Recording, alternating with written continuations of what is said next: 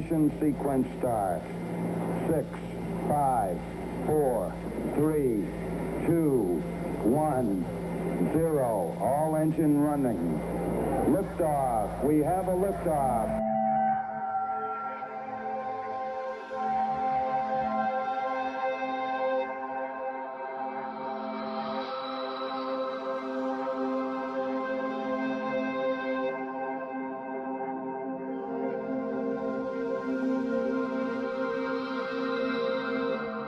You're listening to GUFON Radio with Rich Giordano.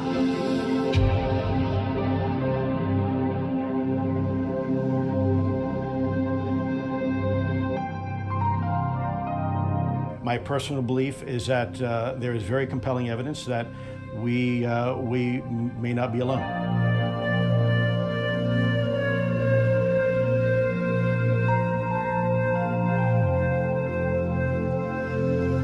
There has been and is an existing presence, an ET presence. It's not going to make a difference. It's not going to change reality.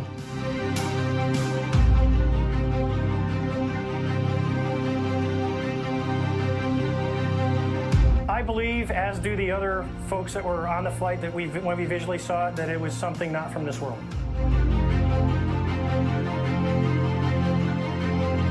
GUFON Radio.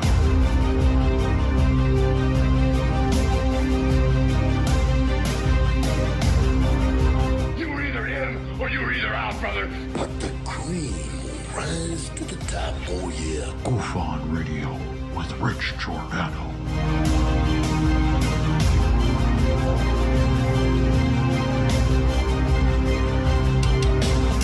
I occasionally think how quickly our differences worldwide would vanish if we were facing an alien threat from outside this world.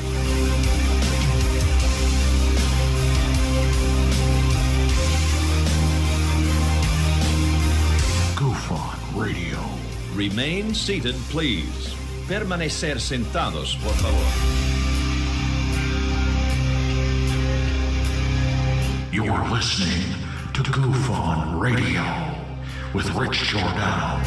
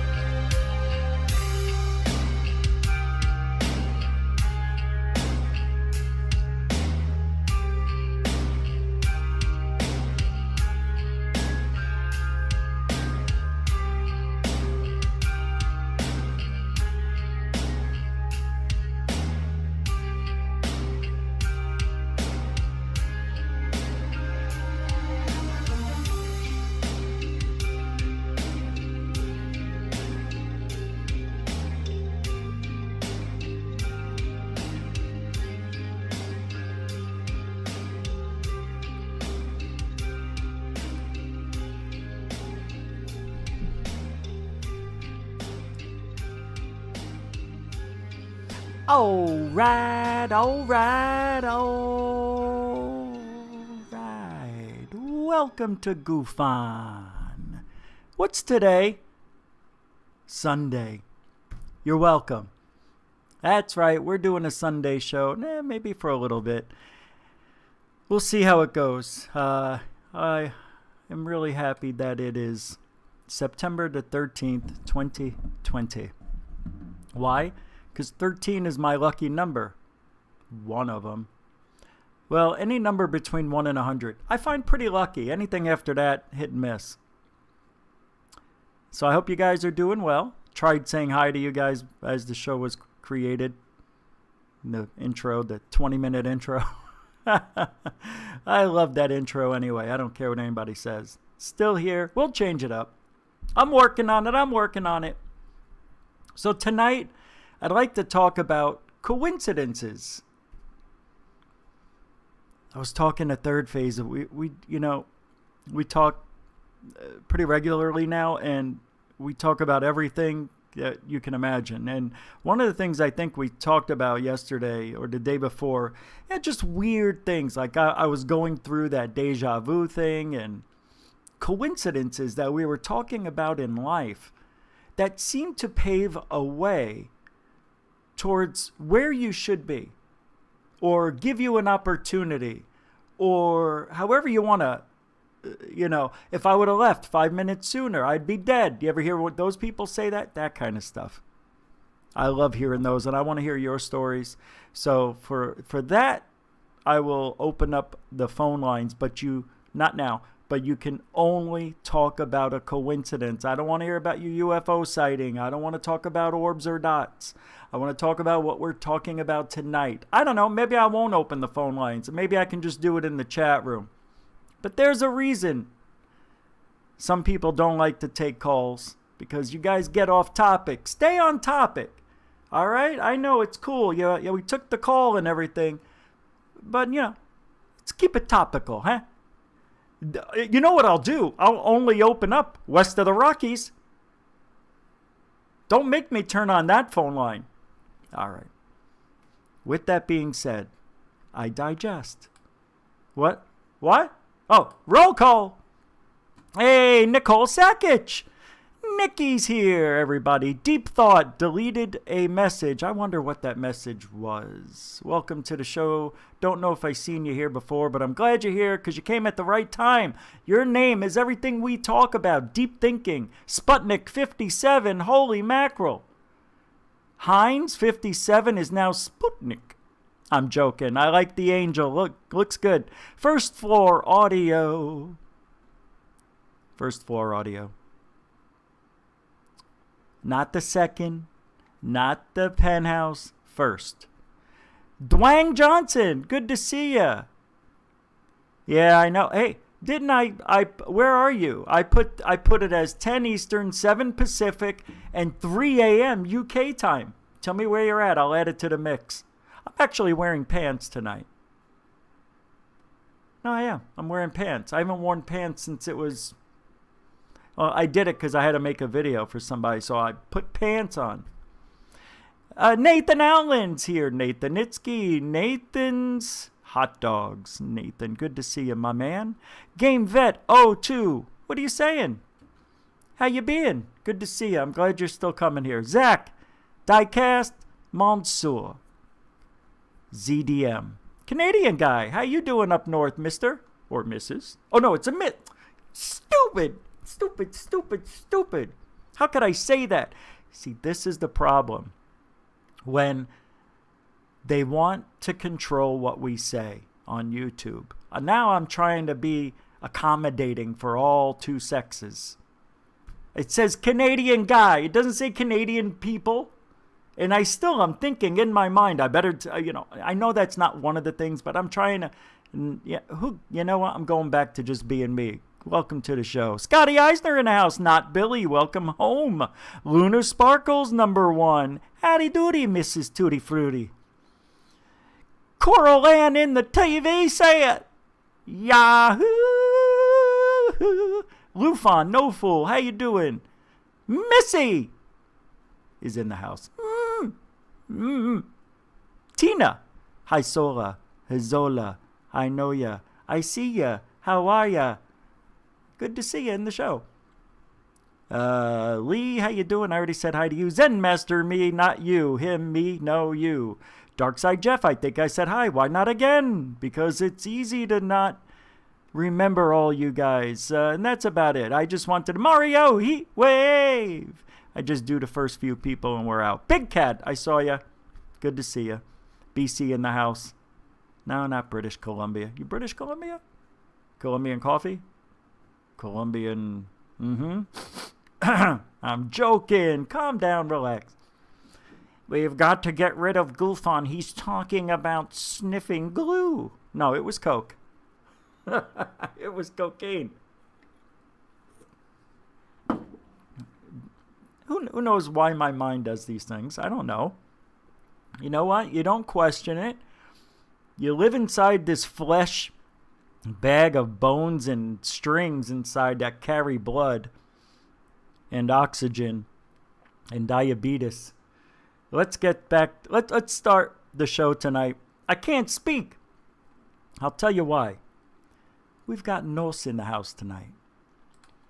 Yeah, Jaime's in Mexico right now, but he's on assignment for third phase. We went with grape. They have buy one, get one. That makes these $1 each. Of course I got them. Hold on a second. I just got a note. Somebody sent me, so I need your consent on something. Let me take a look here.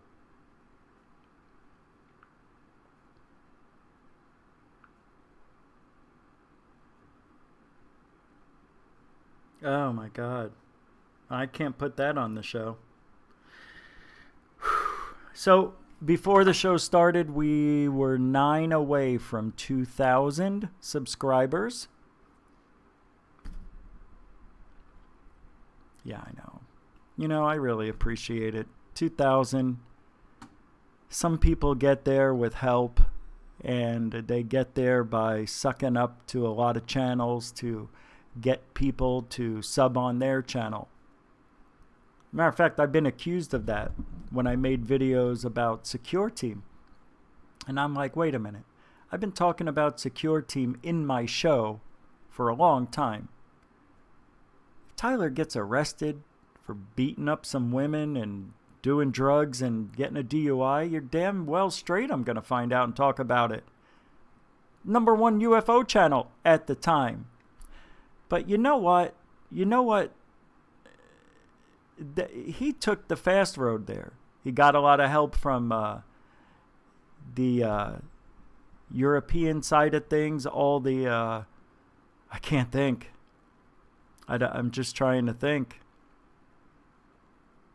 All the tabloids out there were spreading his channel. That's why he grew so fast in a year or so. And a lot of those subscribers never go back.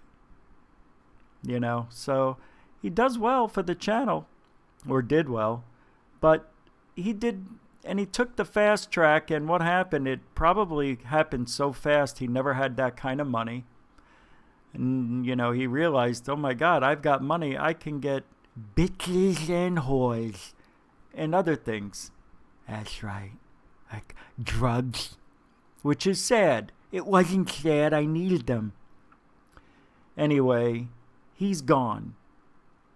But when you do the right thing and you know, you follow the guidelines of YouTube and you get consent from everybody and you don't try to take shortcuts. Yeah, you try to grow and get on that edge of like, is this real or fake? But Third Phase is now again the #1 channel, and I am going to boast about them. I've been watching them from year one. So I always said they do something that nobody else does. They put quality up, and they do. And you can't argue with that, no matter what you think about them. And you're going to be wrong, because if you're saying anything negative, get over it. Those days are a thing of the past. And I just wanted to say that to start off, because, you know, I still get people saying, you sold out to Third Phase. I'm like, did I? How's that possible? Because we're friends? I sold out? Doesn't make sense. First of all, they contacted me. Okay? I didn't reach out to them. I was doing a show one night. Me and Dave Scott were talking about their videos, and I've been giving them some praise of in that time, and said, you know, they're trying to turn the corner. I see it. We'll keep an eye out on them. And of course, as always, great stuff. Just please don't fuck it up with some bullshit fake stuff. You know, don't fake anything. They never faked anything, just so you know. Fake things were sent to them, and I probably would have posted them as well with big words across, this must be a hoax. But the weird thing is, they said it too. Nobody remembers that. I don't know about every video, but I've looked into it, and the things that people got mad over either are removed from the channel because they don't apply to what they're trying to do. And that's trying to be as perfect as possible. And it's impossible. We all get fooled. I've been fooled several times with video. We just recently got fooled, which I'll show you or talk about. And you know the video that had the old footage that we just talked about the other day? Where it looked like it was old Russian flying saucers and one was on a ramp, and it's from a movie. But the one that they found, you know, it had some changes to it. So it's not easy to investigate things from another country. Italian films, Russian films, French films. You can't, it's hard to get on their internet and find out unless you have a connection, you know, that can give you updates all the time on the things that you're investigating. It's inconvenient. They're 8, 10, 12 hours on a different time schedule. You know, maybe you want to put this new footage up right away so people can give you an answer on what it is. We don't know. And the next thing you know, they wake up in Europe the next morning and like, oh my God, that's from the movie. I can't believe they thought it was real. So that's how it happens. But it's not intentional. Anyway, just ease up a little, all right? Why can't you just start a clean slate? Why can't you just do that from 2 years ago? Go back, see if you find anything suspicious. I'm sure you'll say, yeah, there's a lot of things suspicious. Everything about this is suspicious. Those people I don't care for. All right. Anyway, I said what I had to say, and I'll probably say it a lot. I don't care. I don't like seeing that. Especially about people who are trying to do the right thing and work. If you guys knew how hard these guys work to get to where they are and to edit these things and to have them play correctly and be smooth, and you don't know what you're talking about. It's so easy to be mean. I know, I did it, but you know, now I know. Now I know the stories. Some of them, well, very little, but I know the intent. And let's get started again. So, a really interesting story. Now, I don't know if this is a coincidence type of thing because that's what we're going to be talking about. See? Okay, I didn't see the super chats. I better turn on my phone here. Thank you very much, Mr. Anthony Rice. If I was on StreamYard, I would pop that. You see how it didn't? It should have showed up on the screen. Thank you very much. It showed up in the chat room. Hey, Third Phase is here. It should be showing up on these things you see on the screen, and it's not. So, Anthony, thank you tremendously for the super chat. Honestly, and appreciate that. So what I'm going to do, I'm going to turn on my phone. I'm going to turn this room off because I'm going on the phone. And I will see messages. See, this sucks. I'm supposed to have a chat room on my OBS, and it disappeared. I don't even have a blank chat room anymore. It's gone. I don't understand what I did wrong. I uninstalled it, reinstalled it, put the settings back in. That's why things are working so well. I think. Is everything working well? Yeah, I know, Frapsap. The subject matter of the Russian film, you know, I could care less about that. What I care about are the UFOs. But I know what you're saying. But what Third Phase does is just put out, like, this is a possible UFO. They even said it might be props for a movie. But we don't speak that language, so, you know. It's not easy. I know. Wow. Can we, were we able to? No, the clip they got, I don't think had any sound. Yeah, rewatch the video. I don't know. I don't know what to say. But it's just about what was shown on the clip that was sent to them, and it was practical stuff with CGI mixed. I actually have the live. Hold on, let me turn on my phone here. I actually have the live. I actually have the, what do you call it? The actual video. Can't speak. Anyway, I've got, this is why I can't talk chat. it's hard for me to do the chat room. I take a peek. I'm glad I did because I would not have seen the super chat. But I get into discussions about things that I'm not even talking about because I know I need to make a comment. So I'm going to try to go back to reality here.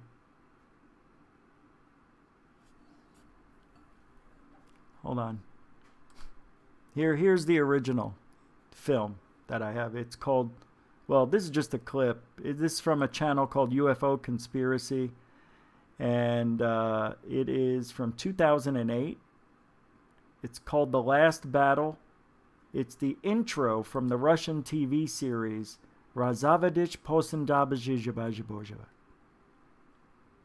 Stu Gerson was here. He'd probably be able to decipher it. All right, here we go. Put this on for you. Where we go? Full screen? Half? Just go half.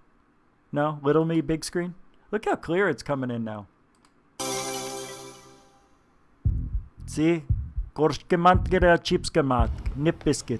В самом конце войны в Главное разведывательное управление Красной Армии поступало все больше сведений о том, что нацисты Yeah, he was told, stop what you're doing. I know Russian. And he said, come on over, you got to see this. And then he goes to see... Даже пытались наладить производство таких аппаратов. The Americans are capturing these things. We want to get this. We want to get the technology. The Germans were way ahead, and somehow the Americans, Dashkenoska, see, remember? And then I was calling these the wheels. It looks like a video game, right? Right here? Because it is. Eguish all over Russia. Let's take a look. And we've got Spolsky right here. Ishka Pushka UAPishka. Right? What else we got? Russian trucks, German men. Hold on, is something coming up at the... Oh, this looks familiar. Remember this thing? When we saw it last, it had a cover on top of it with like paper mache, and I called these steps. That's a real UFO prop. Here it is. That's the sled it was going up and down right here. Watch. Don't get all hoity-toity. You're going to see the good part. Where's the good part? Sons of bitches. It shows the UFO going up the rampy-doo. Here. See? So, about 10 hours later, third phase, I found out about it. That, you know, they put it up, said, can you tell, if anybody knows anything about this, tell us. We'd like to know what's going on. Is this real, this one fake, this one real? You know what I mean? So, you guys just relax. These are all the videos I have to play. And I am looking for third phase. Cart knocks for later. All right, where's your freaking video, guy? Eh? I think I got it on this page. Your mother's an uncle. You know that? Your mother's a freaking uncle. Where is it? Hold on. Third phase of moon. Third phase of moon. No, I'm not going to get into it. I think this is it right here. Phase of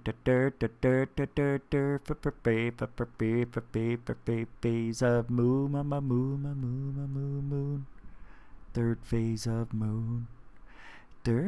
Phase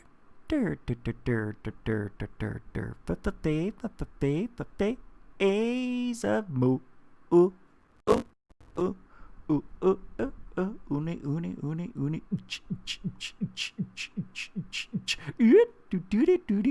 All right, I'm looking for a video right now. That's why. Hold on a second. Just calm down, everybody. Calm down. All right, I found it. Seems like they're bringing it. Here it is. You piece of or something. See right here. To some sort of hangar at the point. But look I at know the it's detail, not. in my opinion, the way everything's There it moving, it looks legitimate, Blake. This is not CGI.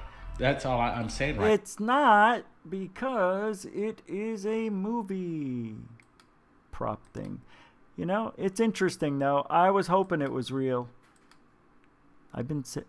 Somebody's knocking on my door. They knocked on it 5 minutes before the show started, and it was, check it out, it was the Census Bureau. They want me to take my census. I don't exist.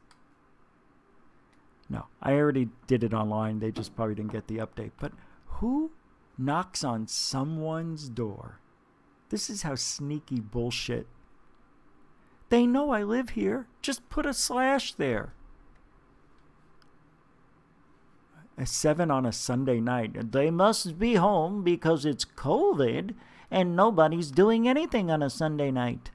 Yeah, knock on my door. I have, over my peephole, I have an old credit card that I have Scotch tape on, and you can lift it up and look out the peephole. Well, if I don't have anything covering it up, they could see the shadows of me walking, or if I turn a light off, right? If I put tape over it or something, they could hear me peeling it back. But if you have a credit card that's like a little flap, you could just get underneath it and lift it and see them with their mask and their clipboard. That's who I am. I'm the guy you're not going to see inside. All right, next. So George Floyd, do you want to know? We'll talk just for a minute. We've said it before that this whole country, well, half of it, is protesting. It started because of the George Floyd death. Come to find out, the guy was actually an informant for the police. Snitch. That's what it says right here. State of Minnesota, County of Hennepin, District Court, 4th Judicial District. Here it is. Please take notice that on September 11, 2020, 90 men, or as soon as thereafter, as counsel may be heard, before the Honorable Peter Cahill, Judge of District Court, the defendant will move for an order as follows. Disclosure of body-worn cameras, video, audio, Any and all files pertaining to Mr. Floyd's cooperation as an informant. Snitch? They put snitch? Oh my God, this ain't real. They wouldn't put snitch for the Minneapolis. You know why they put this in here? Because a lot of people, believe it or not, don't know what an informant means. You know, if you don't know, this is what you do. Hey, Google. You know? Oh, what is a snitch? Here's the definition of snitch. Informal. Steal. Inform on someone. Steal. Thanks. Whatever. Anyway, I don't think this is real. For the Minneapolis Police, FBI, or any other state or federal enforcement agency, either before, on, or after May 6, 2019. This includes information on the ongoing and closed investigations, documents, or other information prepared as part of this vetting process to become an informant, cooperator in any police report / case materials where Mr. Floyd worked as a cooperator. CI. That's a certified informant. CRI, concerned citizen informant or other status. I'm not too sure on that, guys. I don't know. It's interesting, though. I think he was a snitch. Because George Floyd was a bitch. You know? And I don't mean like female. I mean, he was a punk-ass bitch. Anyway. So, the most interesting... Oh, let me get rid of this. This can't be up here anymore, right? Because it doesn't work, and I don't need that in our lives. And the bottom part doesn't work. So, we'll... I like it there, but I got to get rid of it. Nope. Can't have false information on there. I don't want people to say, it's not even accurate. I gave him a super chat and he didn't even say anything. I know, because I can't see it. Hold on, let me see if anything interesting's going on in the chat. Nothing. Don't forget to like and subscribe. We need 60 likes. And I need how many more subscribers to get 2,000? 8 more. How many? Hold on. 8 more. We picked up one during the show. So, a postcard. You got to see this. Whoops. Oh, hey, here's the show tonight. Welcome to GUFON. Shut off. I'm glad I remembered to put that up there. Idiot. Here. A postcard arrived in Michigan almost 100 years after it went in the mail. Huh? How does that even happen? A Michigan woman got quite a surprise when she went to her mailbox this week. Amid irregular bills and junk mail was a postcard that had been mailed almost 100 years ago. Brittany Keach told CNN that she didn't give the card much thought at first because she was busy with her kids and her daily hustle and bustle. I thought it was very peculiar that I was receiving a postcard because nobody sends postcards anymore nowadays, Keach said. I went, okay, this is different. Later, she noticed that the card was postmarked October 29, 1920. It had her Belding, Michigan address, but was written to someone named Rory McQueen in faded cursive writing. Dude, that's weird. You know, I was thinking, okay, maybe the person forgot to put it was 2020. You know, that's what I thought it was. The card reads, Dear cousins, hope this will find you all well. We are quite well, but Mother has awful lame knees. It's awful cold here. I just finished my history lesson and I'm going to bed pretty soon. My father is shaving and my mother is is telling me your address. I will have to close for a night. Hope Grandma and Grandpa are well. Don't forget to write us. Roy, get his pants fixed. It was signed by Flossie Burgess. The card has a Halloween theme that includes a black cat holding a broom, a bat, a goose, and an owl, along with a woman and a cane and a jack-o'-lantern and a witch's hat.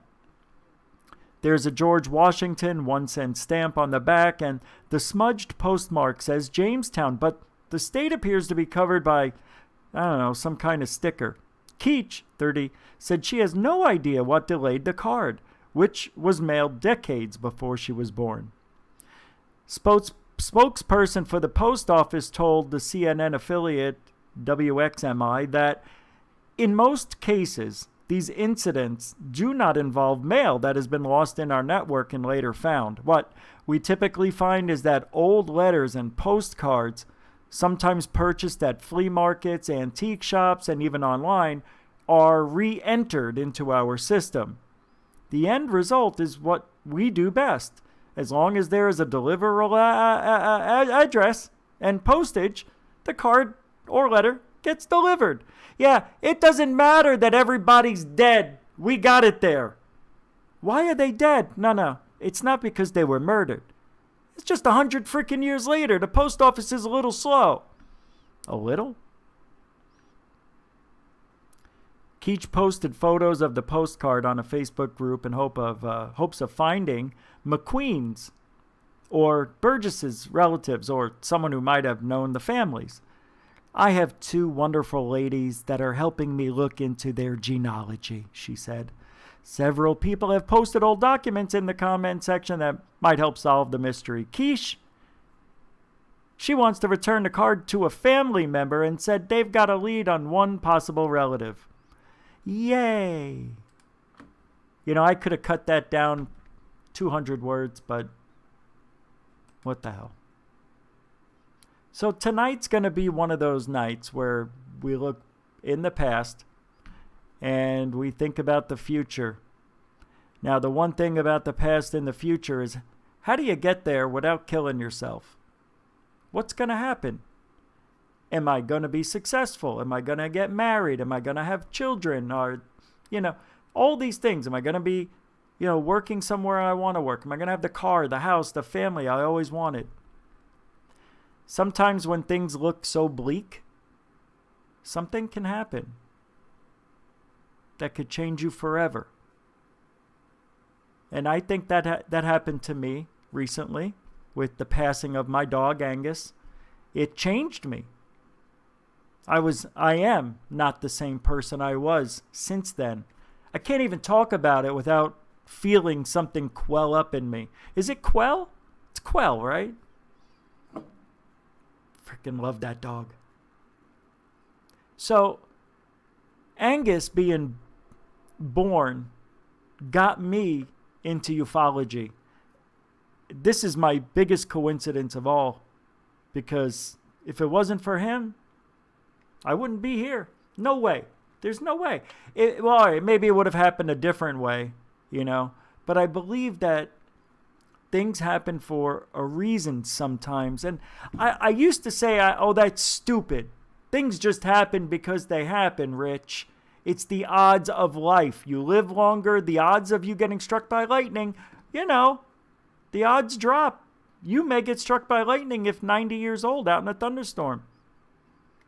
You know, the chances are, the longer you're around, well, you may see patterns in your life to where coincidences may not be coincidences after all. Anybody ever see that movie, The Adjustment Bureau? I'm basing it on that. Because these guys in this movie with, what is his name? He was in the movie with the guy. Matt,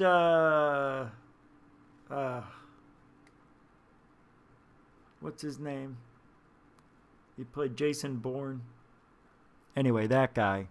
He's in the movie, and so is this other chick. And there was this magnetic thing. He gets on a train. He was trying to become mayor, and then he was supposed to become president. But when he met her, it changed the plan that they have in store for us. They give us the illusion of free will. And in this movie, they would try to keep them apart, because when he meets her, she, I don't know, makes him a little bit different. You know how you pick up bad habits and good habits from people you're with? You know, you may pick up their laugh or, you know, a certain mannerism. Well, he kind of overreacted on certain things and had a bad temper, and it got him in trouble, and his numbers went down during this time. And, well, when he meets her in the plan, the original plan, when he meets her, he does not become president. He makes bad decisions, and he needs to become president. But falling in love with her ruins that.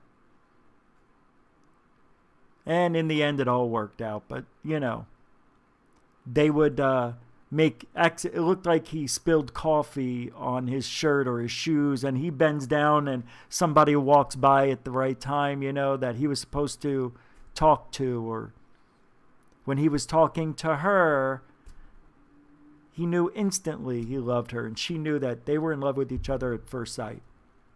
And they rewrote the Adjustment Bureau, whoever the head of it is, rewrote that and didn't want him to be together. So they did a lot of things. They eventually took him, like if he opened up a door, the next thing he knew, he was in a warehouse with no way to get out. And all of a sudden these guys come in with these hats and the long jacket and everything, kind of like Men in Black type of thing. And they told him, stay away or we're going to erase your brain, basically. That's what they said. And it was kind of cool how they did it. You know, for him to go through doors, he had to wear one of their hats. It was the hat. The hat opened up the timeline. How does a freaking hat? That's the best they could come up with in that movie, was the hat. You wear a hat and you open up a door and it takes you somewhere else, you know.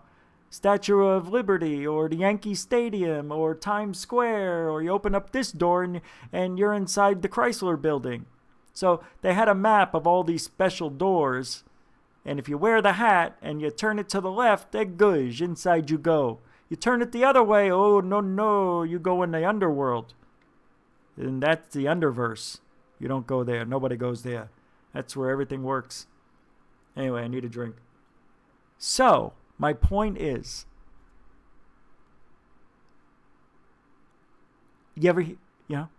if I would have left the house a minute earlier, I would be at that intersection dead.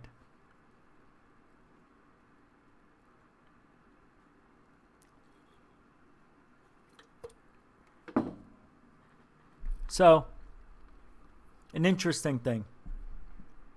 That is so tart. It resonates in my mouth for about a minute, and I know it's gross. So, my big coincidence, which I don't think is a coincidence. It can't be when you hear the story.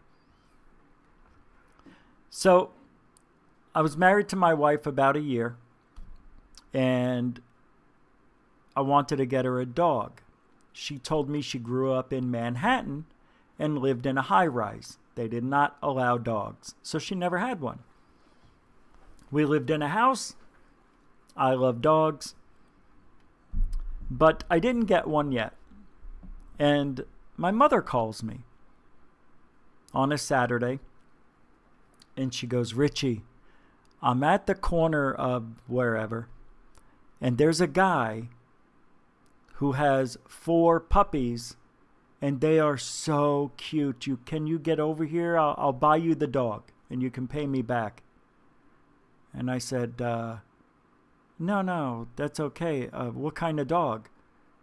She goes, I don't know, the ones that are on TV all the time. And I go, is it a poodle?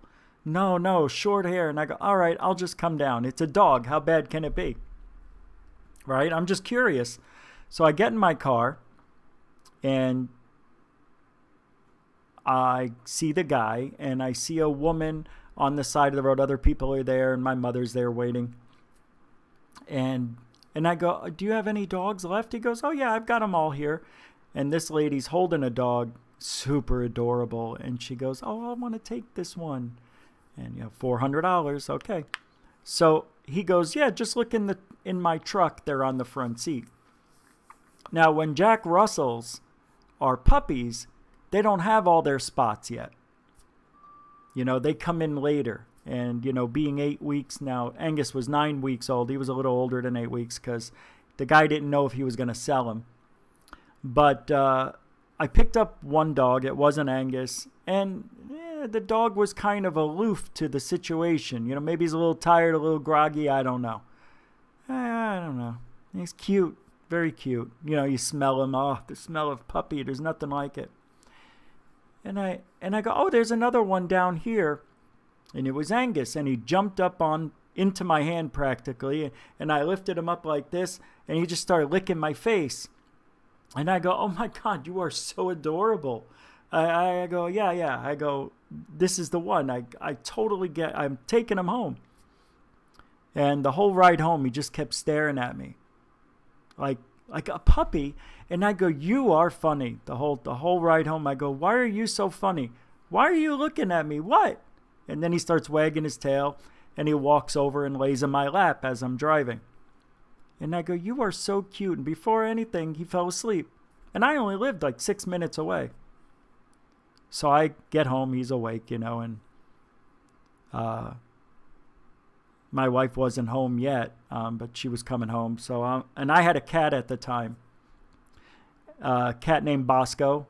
He was 12 at the time. He lived to be 17. But I believe Angus, we didn't have a name for him, but Angus and Bosco, Angus gave Bosco a longer life than, they became best buds. So as time goes on, let me tell you, so the first night I take him out for a walk. It was April 10th, right? No, holy crap. See, this is why I document everything. It was April 14th, right? Yeah, it was April 14th. Because his birthday, and never mind. April 14th, take him outside for a walk in the backyard. And me and my wife are talking about the dog and the day and what we're going to do. And we got to get a cage and all this other stuff and training him. And we're just sitting back on a nice April cool night looking up at the stars. And she goes, "Oh, I think I see a satellite." And I go, "Where at?" And she showed me, and I go, "Oh, yeah, probably." Now, she had laser eye surgery a year before me. I just had the laser surgery March, like in the middle of March. March, my birthday's 10th, so it was around the 15th, I think. And my vision was 2015. With 2015 vision, holy crap, you see a lot of things. And it was beautiful.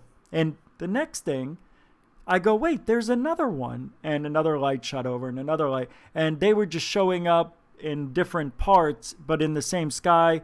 One of them went like this, moved to the right, moved to the left, and winked out. I go, it's got to be satellite. Go out the next night, same exact time, 10 o'clock, walking the dog, just me this time. And I'm looking up, and sure enough, I go, it's got to be satellites. I see the same, similar thing, but not identical, but a little different. I saw one object, move, stop, and go out. It didn't go and dim out. It went out. It stopped. So I said, that's bizarre. The next day, I look up, anybody see UFOs over Phoenix? Ba-ba-da-ba-da, and I found Jeff Willis's website, UFOs over Phoenix. I'm not looking at the chat, so I'm sorry if you guys are... If I look at the chat, I get all screwed up. Sorry if you guys are commenting and I'm not saying anything. Over Phoenix. Sharp teeth. I saw that. So, thank you, Lee, for the 99-cent lira euro thingy. Appreciate it.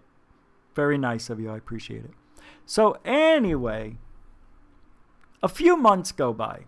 And because of Jeff Willis, and I found him and talked to him, I got a camera, a few months go by, and Angus starts getting spots. And they came in rather quickly. Around November, I see he's got like 8 spots. And they looked like it was forming a shape. And I go, wait a minute, I know this. It's the Big Dipper. He had spots on his back from his neck to his tail that even on to a little bit underneath on the other side formed the Big Dipper. That was cool. And I go, oh my God. Now at the time I wasn't thinking, oh, it's because of him, it's a coincidence. I just said, I don't know, man. That's too weird, I said. But I remember not thinking anything major about it at the time. It was years later when everybody started noticing the spots, and they go, why does that look familiar? I go, it's the Big Dipper on his back. You should have named him Big Dipper. And I'm like, it's Angus. Nobody liked the name Angus. It's Angus beef, man. He's named after Angus Young of AC/DC. We tried all different names, Ricky, Caesar. It was 2 weeks. One day, listening to AC/DC, came on the radio, and I go, Angus. And he turned around. And he wagged his tail, and I go, that's your name, it's Angus. And he came right over. So that was that. You could even hear me on old videos calling him Ricky and Caesar. Just, ugh. Because my mom had a dog named Lucy.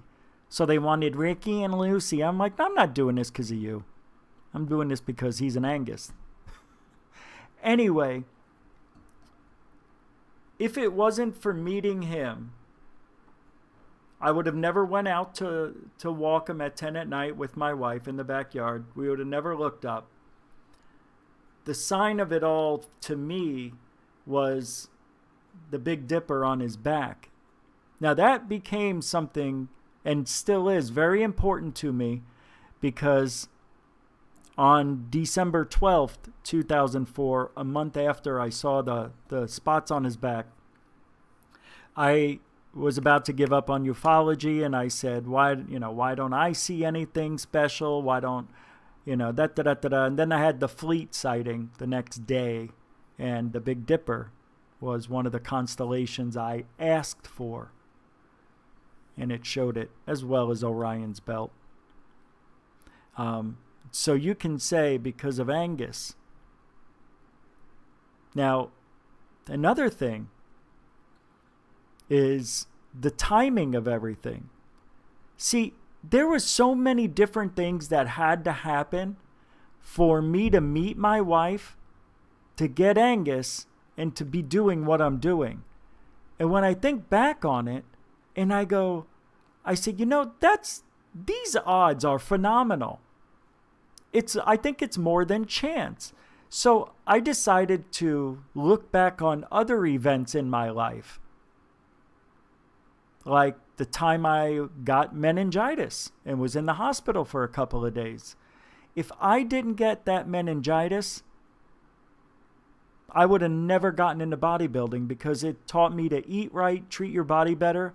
And from that day on, I did, everything the right way, other than, a little injection here and there. But hey, everybody did it.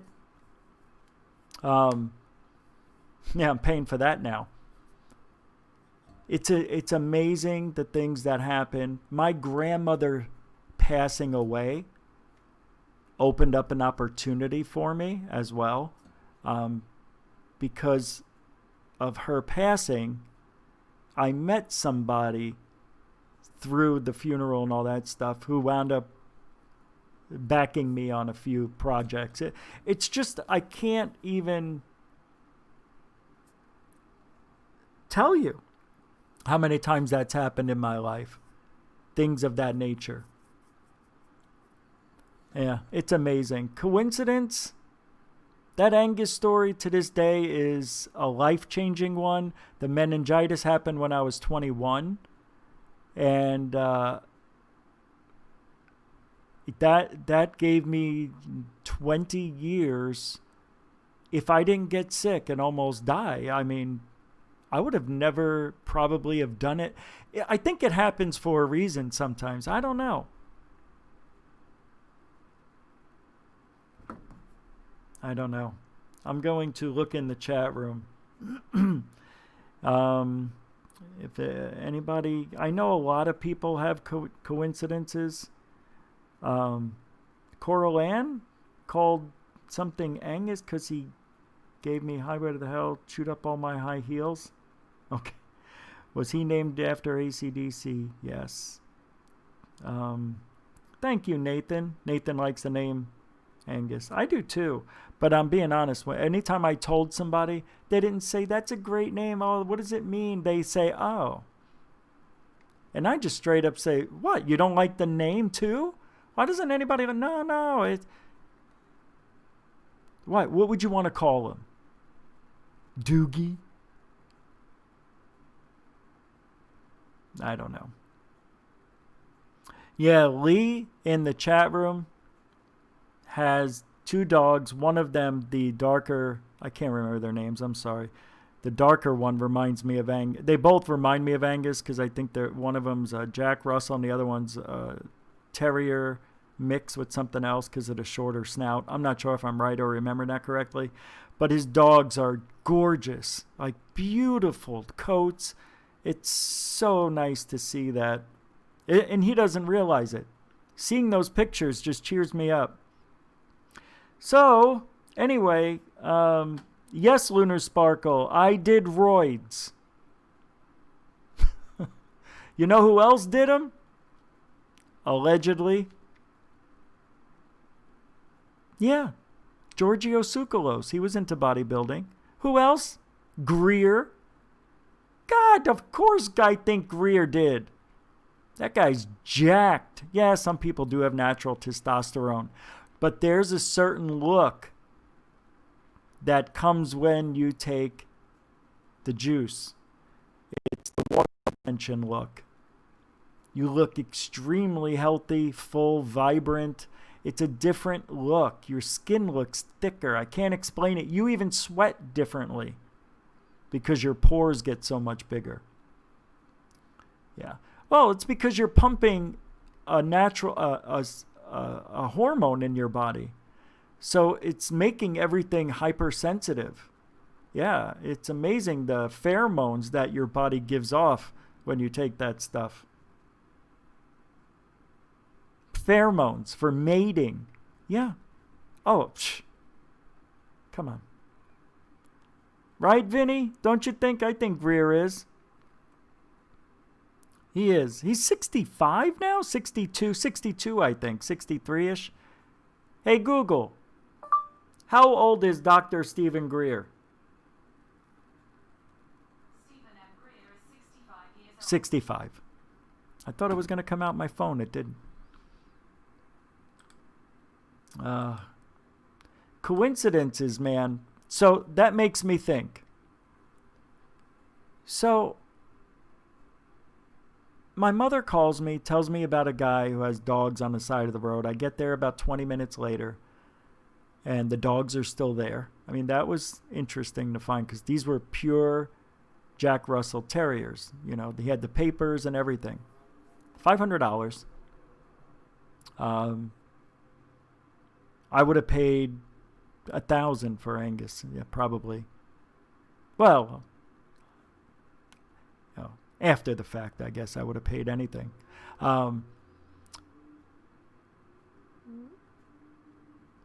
If it was by design, does that mean we don't live in a reality that is not real? I don't know. It wouldn't make sense. Do you know how many people that would have to be monitored? Yeah, 8 billion people would have to be monitored daily. I don't know. I'm trying to think of other things. It's just I can't think right now. But there's a lot of weird stuff that happens. I don't know. I don't know how, or the only thing I can say is there's no proof. Just a lot of cool stories. And I think with 8 billion people on the planet, we're going to hear some stories that are unbelievable. That are like, you know what would be a really incredible show of design? If a plane crashed with the future president on it and the guy was the only survivor, or girl. So let's say a plane crashed tonight and 15 years later, the sole survivor of the plane crash is the president of the United States. To me, that would seem like design. I don't think we're getting any of that. So that's why I have a real hard time with, all right, coincidence or design. There's a lot of interesting things. I know some of you sent me some things to look at, so I'm going to look at that right now real quick. See if I missed anything from you guys. Hold on. You know, I'm trying to be a little interactive and use the things that you send me, the videos and the clips, remote view. Okay, we'll play that in a little bit. Missy sends me really great stuff all the time. Some of them I just can't use, but did we just find... Oh, that's from me to you. COVID, no. I thought you sent me something. Maybe it wasn't you. Yeah, it wasn't. I don't know. Well, maybe it was... No. No. No. Oh my God, Christopher Bledsoe again. Let me pull this up. I just can't. I can't understand why people... Hold on, I'll get you there in a second. Hold on, I think I may have found who it was. What is this?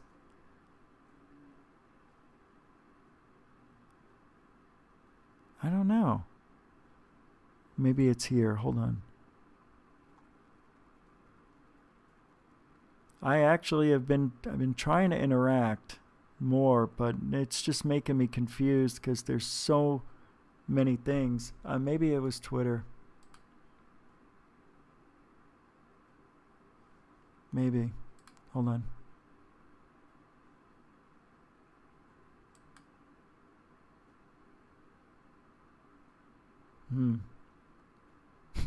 I don't know. All right. I'm just going to move on. Yeah, unfortunately. It happens. All right. Here is Christopher Bledsoe Sr.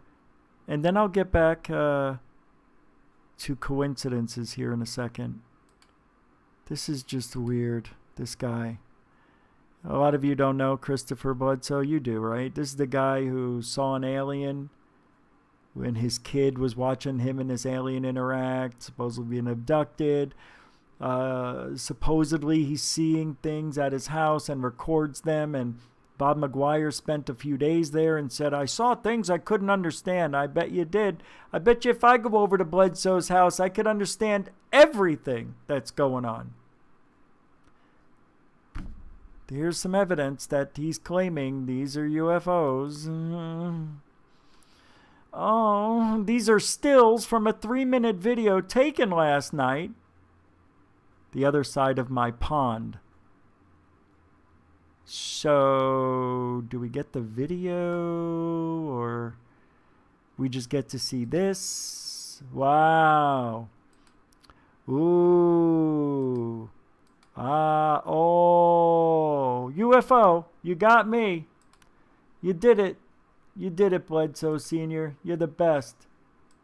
You are the best. Let's see if there's a video on this POS. Hey, there's the video. Holy shnikey bowl. Oh, we're going to hear him talk? Well, I can't believe I caught these. Oh, wait, this is from the 6th? I thought this just happened on the 11th. The sky is alive. Oh boy, he's high as fudge. Yeah, there you go. Ooh, wow. Where's the... Nope. No. Wow, look at that. Woo-wee. That can't be anything but a UFO, guys. Ah, my goodness. Woo-wee. Yeah, holy smokes. Where's your laser? Oh, wait. It looks like he's got it on some sort of, like there's some sort of filter. Like oversaturated type of filter. This is a bullshit video. This is somebody trying to say, this is dumb. Why would anybody believe this? Oh, look at you. Why would I lie? Why would I lie? I don't make any money. All I know is these things talk to me. Yeah, it's funny. It's flashing red, white, blue. It's amazing. Oh, it couldn't be a drone. See, that's why there's no volume. Okay? That's why there's no volume. Hey, Bledsoe! COVID. Hey, Bledsoe! If you want to come on the show and talk about it, send me an email, goofonradio@gmail.com. I'd love to have you on the show and pick your brain because I think you would not come on. There's no way you would. No way. That guy would never do that because I'd be calling him out on his bullshit. I'm like, how can you say that this is a UFO? You want all of us to believe these are UFOs. Well, they are. How? I can put up 3 drones to make that happen. How is this? Where's the craft? Well, it's right here. You just, when the lights blink and you put them all together, you can see a triangular shape like right here. Are you high? Do you know how dumb this is? Well, I wouldn't say that. I think these are. You think? Or do you know? No, I know. One's calling me right now. Hold on. Yeah. Uh-huh. He don't believe it. What? Okay. All right. They just talked to me. And they told me to tell you to shut up. You don't know what you're talking about. And I was supposed to say it like that in pure anger. Now get the hell off my lawn before I call the police. All right. You want to believe it? Believe it. I don't believe it. I'm telling you it's real. Now get off my property, Rich. All right. Got any more dots for sale? Hey, I don't appreciate that language. Dots? Yep, because they're UAPs. They're UFOs? Uh-huh. No, UAPs, don't trick me.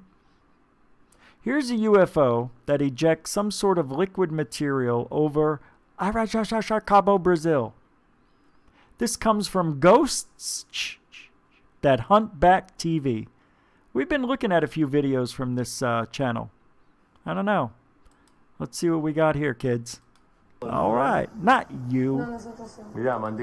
All I know is I'm seeing real things. You just want to debunk and debunk. It ain't like that. Hey, Chris. Chris, UFOs. Chris. Oh, wait, I'm Chris. I'm sorry. Junior. Forget it. No se mueve, aparte no se ve todos los días. Uy, mirá, ahí cambió de color, mucho mejor. Mirá, mirá, mirá. Va a caer, mirá.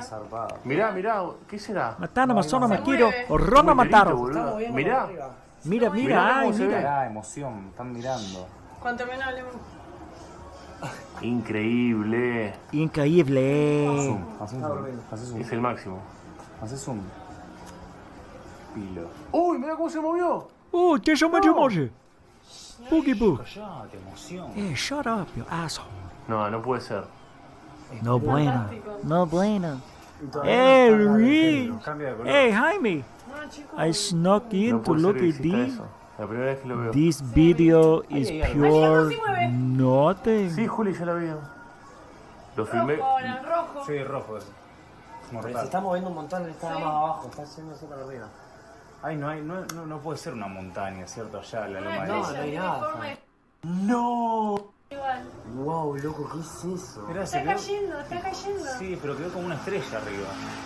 Está como cayendo fuego de Mirá, mirá cómo se ve en la cámara. ¡No! Uy, ¡No! Eso no es. ¡Ahí, papi! Es muy ¡wow! Se ve mucho más en la cámara que en...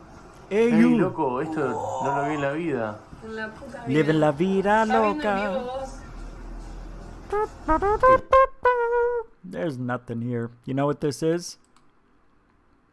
Anybody want to take a guess? That's right. Yeah. It is a Chinese lantern. No. It is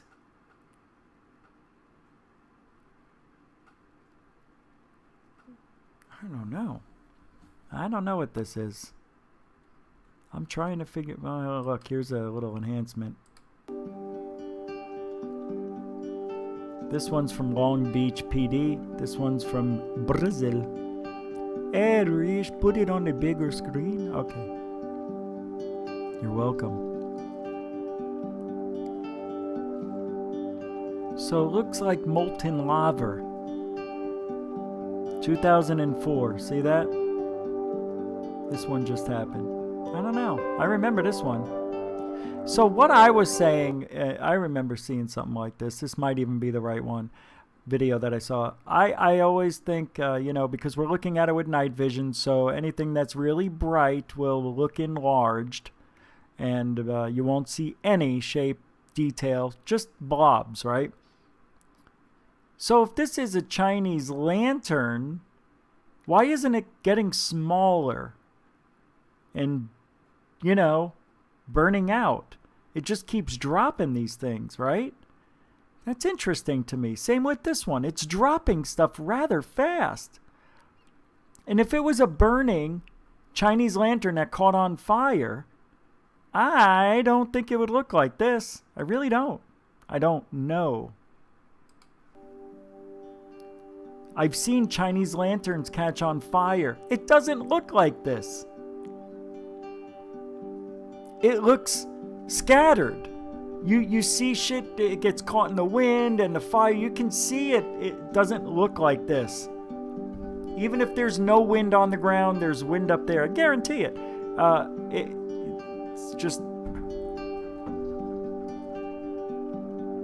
I don't think it's UFOs from another planet. I just don't think we know what we're looking at because it's nighttime. And there's nothing wrong with that. Anyway, I don't know. I have no answer for those. I know what a lot of you are going to say, right? Chinese lanterns and shit. Balloons. They drop wax when they go up. Oh, that's right. The wax thing. Yeah, good point. Sometimes the candles... I forgot about that. How did I forget about that? Sometimes the candles, they fill up with wax. And then they tip over. And it catches shit on fire. You know, the thing catches on fire and all this wax is dripping down. That would make sense. That's a lot of freaking wax. That's a lot of freaking wax, man. It isn't wax. Come on. Can't be. How could that much wax be falling, especially on this one from Brazil? I don't know. Food for thought. Food for thought. You think, I think, we all think because we stink, right? All right, let's change the pace just a little bit. I want to keep it in the paranormal. And then I want to get back to coincidences. So back in 1959, these Arctic researchers discovered this time capsule in Antarctica.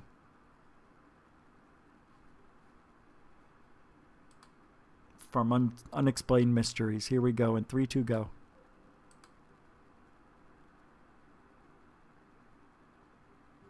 Everybody likes finding new things. Yeah. And groundbreaking scientific findings and discoveries are always exciting. Jesus, I had Sometimes to turn that all the way the up. things we discover are found in pretty strange places, and others are simply hiding in plain sight.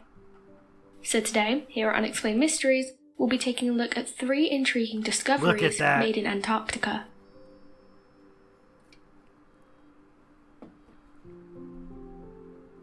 The abandoned Antarctic base. Antarctica was first spotted by Russian sailors in the 1820s, but it wasn't for nearly 100 years that anybody would actually reach the geographical South Pole.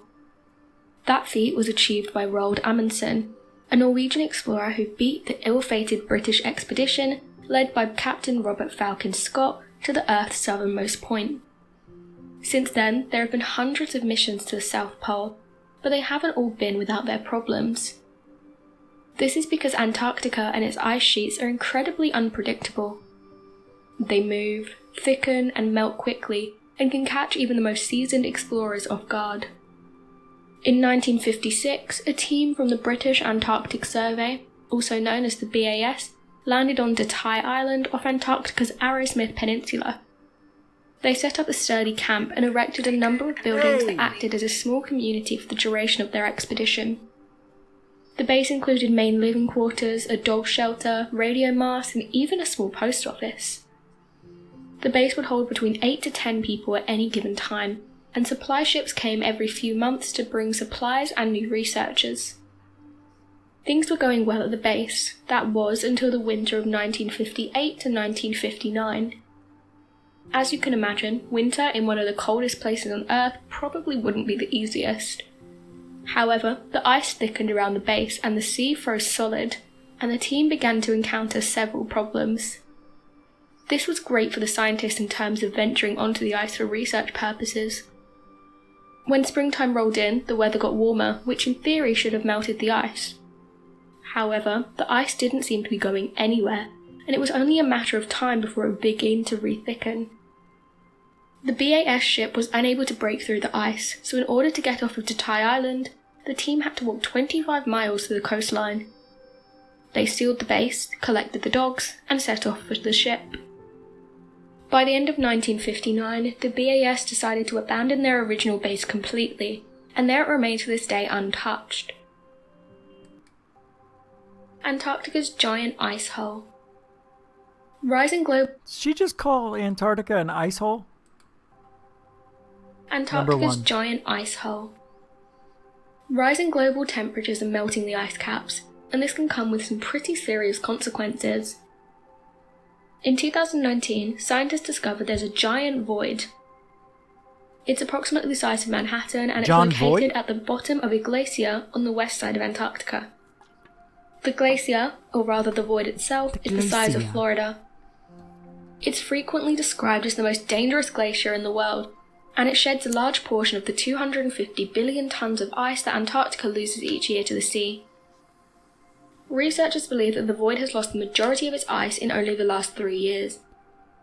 They've suspected for years that the glacier was not tightly attached to the bedrock underneath it. According to glaciologist Eric Rigner from the University of California, that is, researchers used ice-penetrating radar and advanced satellite technology to detect and map the void, which provides startling and worrying evidence in terms of the future of the Antarctic. The giant... We're never gonna know the secrets, are we, of Antarctica? Are we?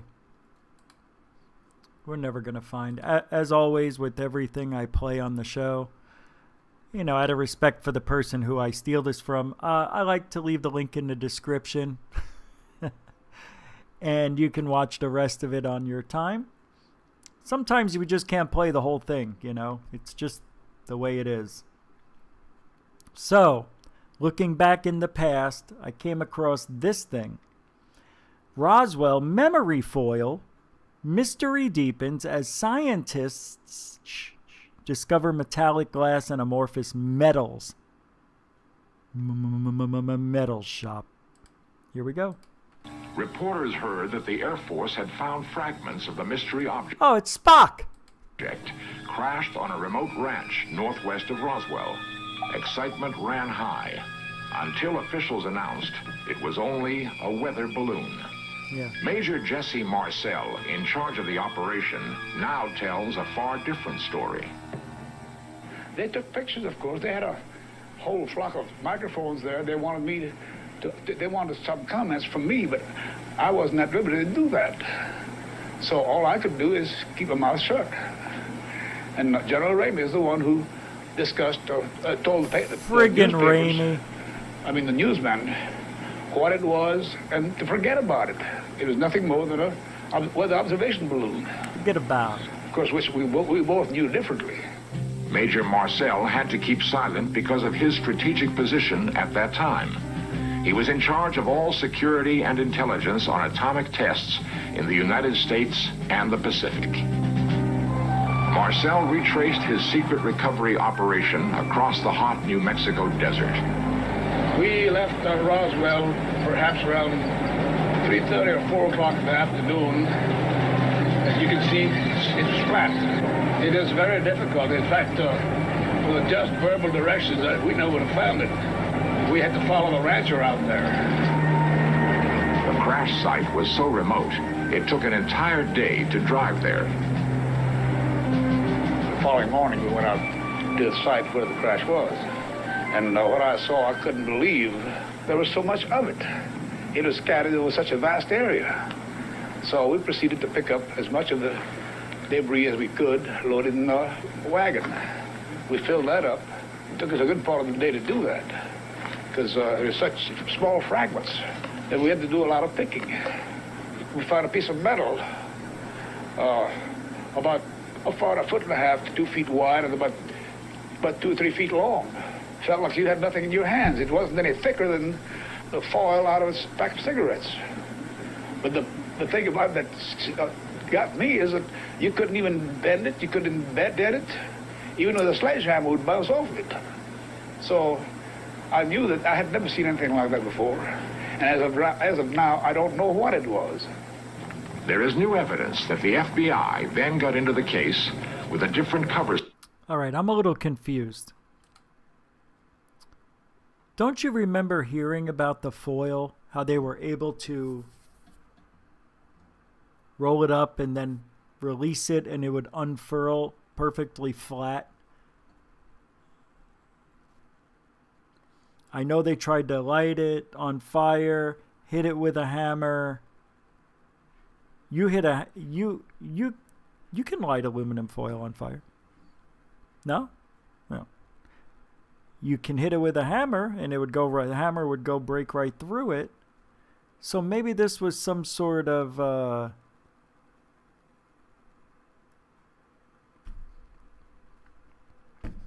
don't know. It's interesting, though. Oh, yeah, let's listen to a little bit more. Because this is back in, what, the late 70s, early 80s?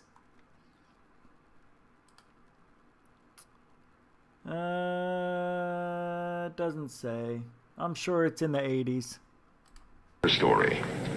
Lawyer Peter Gersten, searching through declassified Stu Gersten's brother came across a mention of the Roswell case. Right? Isn't that what he said? One of those.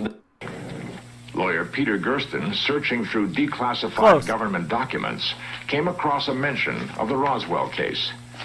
One of those documents related to an incident in Roswell, New Mexico, which indicated that the object, which had crashed, was an experimental kite. The FBI investigated the incident and determined that it was terrestrial, that it was from an organization which had been doing research in experimental kites. What did crash in this desert? A UFO? A weather balloon? A radar-reflecting kite? It was not anything from this earth that I'm quite sure of. Because I was, being an intelligence officer, I was familiar with just about all materials used in aircraft and our air travel. All right. So I'll put the link in the description. I wanted to tease you with that because it's interesting. Now, you want to talk about coincidences? Some people can say that what happened at Roswell had to happen the way it did. See, I don't see how. I just had a drink and it is really tardy. I don't see how our government, the military, can mistake a UFO for a satellite, a kite, weather stuff, a balloon. I don't see how they can mistake it. Now, what I think happened is the game telephone. This guy was out there with other people and they were picking up the debris. Not familiar with it. They thought it might be a UFO. So they said, wow, this is weird. I never seen anything like this. Why would they go to UFO? Because something crashed in the desert. And there was stuff all over the ground they didn't recognize. Now, I'm not even talking about the alien bodies tonight. Because if it was... Okay, let me finish this. So what happens is these guys are going back to town with this stuff in their trucks, and they call over to the newspaper or the radio station and say, the military is now cleaning up, or they've got an alien disc or UFO in their possession right now. Meanwhile, he didn't know. I got all this stuff. It's from the crash. I've never seen anything like it. UFO crash retrieval. The Army says they've got a UFO.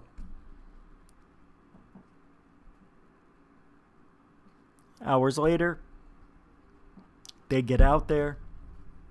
They're looking at it. And this isn't a UFO. This isn't a UFO. You idiot. This is experimental shit. And it's not from us. But it might be over on the other side of the world, maybe the Russians or Germans.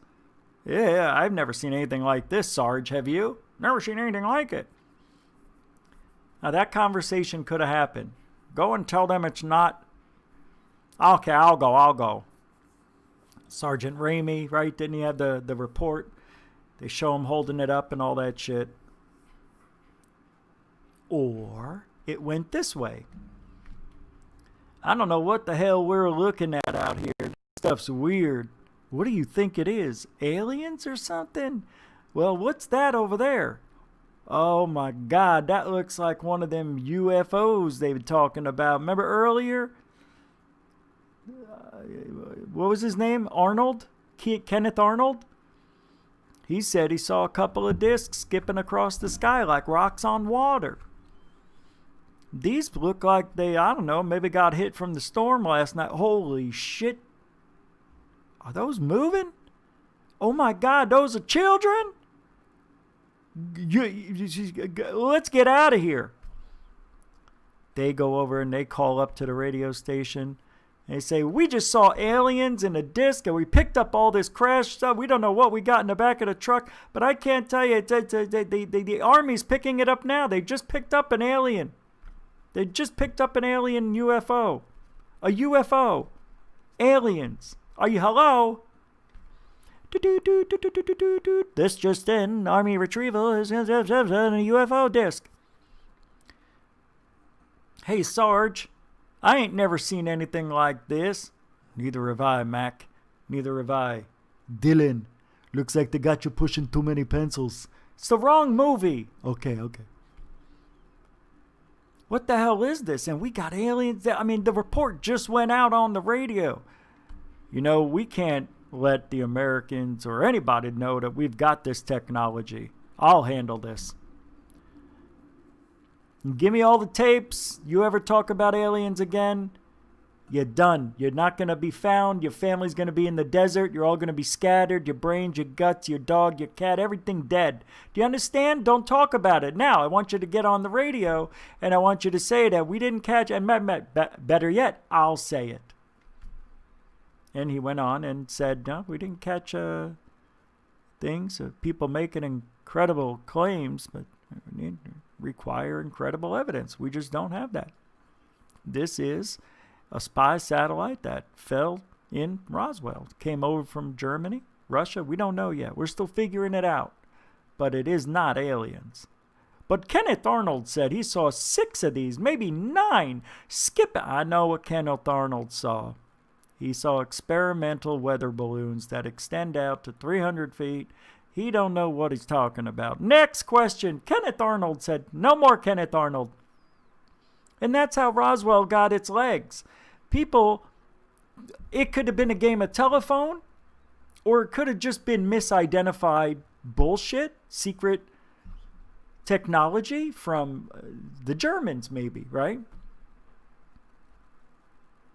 Hey, look. That was a very strange time in history. So it wouldn't be out of norm if a spy satellite, big balloon, spy satellite, whatever they used at the time, it could have fallen into the desert. And we would rather, maybe it went like this. Maybe, all right, let's tell them it's aliens. Then we'll put it out in their head. They think we got this exotic technology, off-world shit. And then we'll retract it. Then they'll think we've got the upper hand on them. Could have been done that way.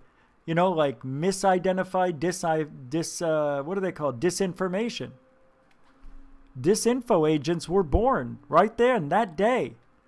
Within 24 hours of the Roswell incident, disinfo on ufology was ignited. And for many years after Roswell, people were talking about, especially after Betty and Barney Rubble had their abductions. And was that 62? Hey, Google, when did the Betty and Barney Hill abduction take place?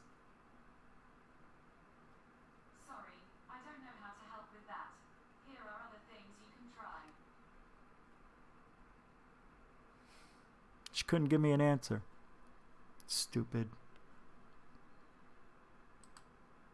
Anyway, the rest of that will be in the description. I think Roswell, call it what you will. Could it be a coincidence for the planet?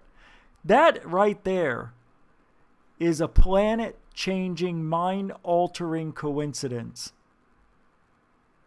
It's not a coincidence, though. It's not. It's a coincidence, but it isn't really. It wasn't a personal coincidence. It was like a planetary coincidence. Because of Roswell and Kenneth Arnold in the same year talking about discs, 7, 9, whatever he saw, skipping across the sky, and then Roswell?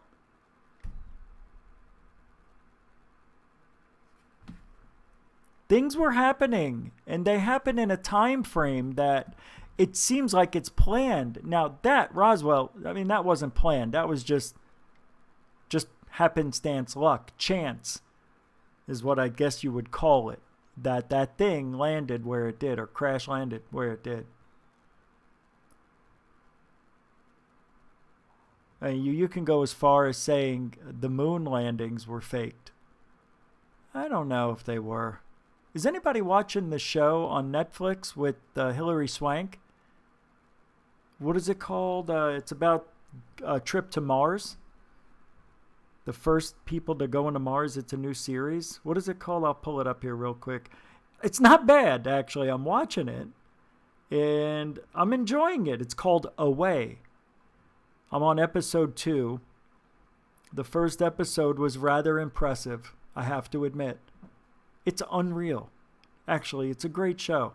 I just watched an interesting show called Time Trap, which is also on Netflix, and I recommend watching it. It's fun. It's a low-budget time travel, time differential. That's what it is. It's time differential. You will freak out at the ending of this movie if you're into it. I was into it. I had a feeling I knew where it was going, but I didn't know where it went. They give you a good idea at the end, and it is mind-breaking. I mean, I love it. I love that movie. It was a good movie. You know why? Because it made me think, and it wasn't bad. It came out in 2017, and it's just now getting legs on Netflix. I really recommend watching it. Time Trap. Okay, so, the show's going rather quickly tonight, but I do have some things that I wanted to play that were fun, that were... You won't see these really anywhere else, kind of shit, because you'll see. So let me pull up this video before we get going here. I think this is it. No. Hold on. I don't want to play the wrong thing. Yeah, Time Trap. There it is. Challenger on Netflix. What is this? Oh, wow. Yeah, that's weird. Man, I got some good things to play here for you. Yeah, this is going to be good. All right. Let me see where it is. I'm getting confused. The videos were sent to 2 different places, and I think it's my email. I think so. Hold on. Yeah, here it is. I have it open. I don't understand.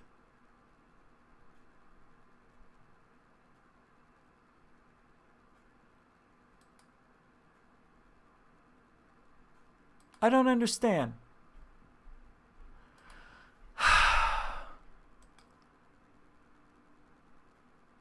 Hold on.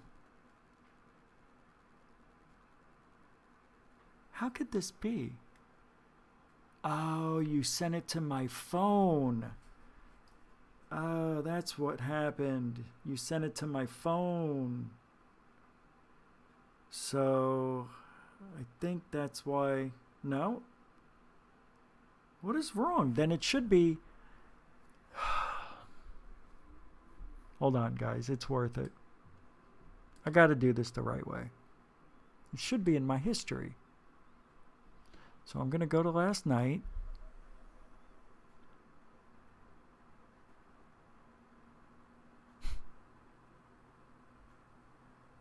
All right, I'm really frustrated now.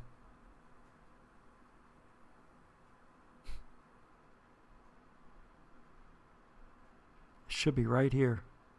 Here we go. Let's see. Is this it? No, that's not it. Here it is. All right, I found it. So, a lot of people don't realize this. Yes. This is about third phase of moon. Well, I thought it was funny because it's old, and this is before they were UFO guys. See, a lot of people think that they got into ufology to make money because they can edit and make movies. I can make a movie. It doesn't mean I'm going to fake something just because you're good at it, right? So with that being said, here is something that was caught when they were caught on video when they were making their movie, The Night Marchers.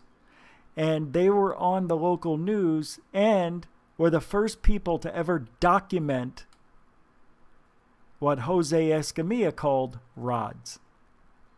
This is pretty wild stuff. It's a short video. It's 2 minutes. Here we go. But not all rod sightings are captured on home video.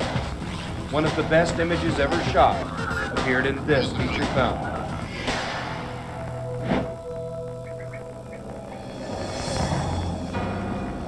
Called The Night Marchers, it was produced in Hawaii by twin brothers Blake and Brent Cousins.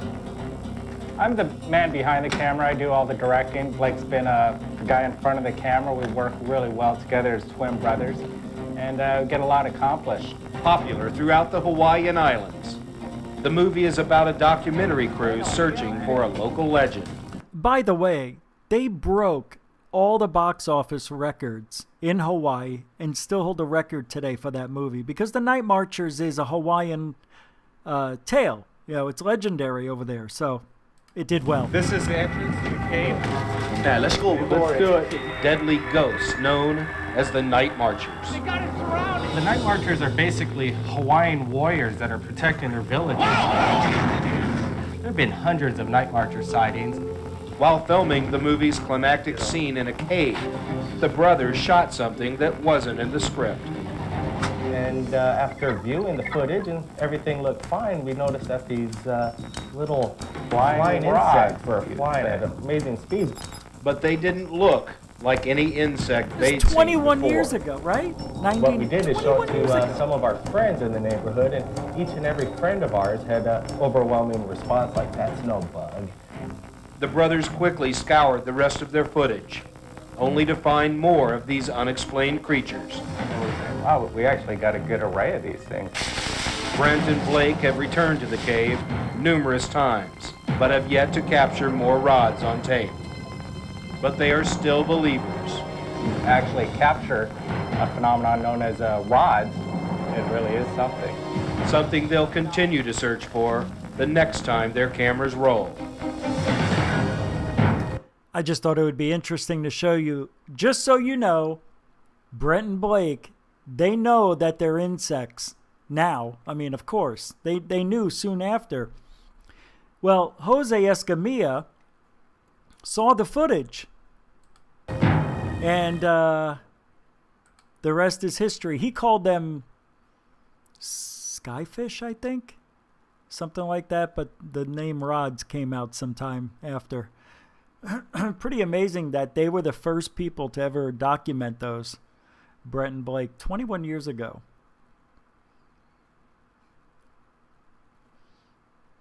So say what you want.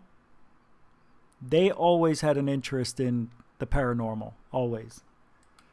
Just like me, just like many of you. Something that's in us, you know. It's what makes us tick. It makes me tick.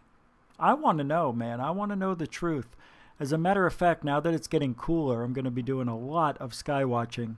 And hopefully I'll have something really good to bring. And I'm not going to be bringing any bullshit to the screen. Now, I will be posting my videos later on this week. COVID.